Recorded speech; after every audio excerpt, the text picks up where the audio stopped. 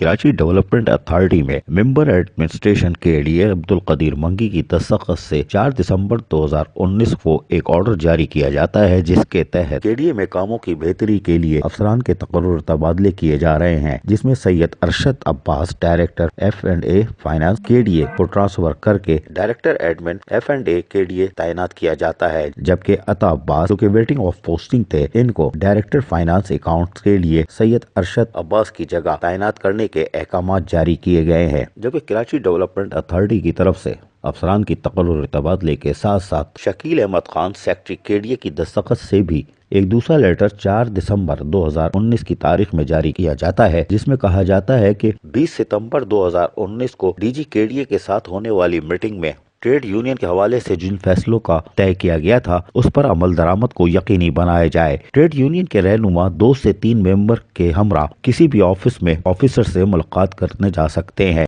अगर उनको किसी चीज की मुश्किलात का सामना है तो, जबकि तमाम केडीए की यूनियंस को ताकीद की गई है कि वो 20 सितंबर 2019 के फैसले पर अमल दरामद को यकीनी बनाए और कोशिश की जाए कि 2 से 3 मेंबर यूनियन के वो किसी भी ऑफिसर से जाके मुलाकात कर सकते हैं। वाज़ेह रहे कि केडीए में इस किस्म की शिकायतें आम हो रही थीं कि यूनियन रहनुमा 15 से 20 अफराद के हमरा अफसरान के कमरों में पहुंच जाते थे, जिससे माहौल की खराबी भी होती थी। ताहम अब एक बार फिर सर्कुलर जारी कर दिया गया है कि तमाम केडीए की यूनियंस के रहनुमा 20 सितंबर 2019 की मीटिंग के फैसलों पर अमल दरामद करें। अजीज आरिफ, KBS बल्दियाती न्यूज़, कराची।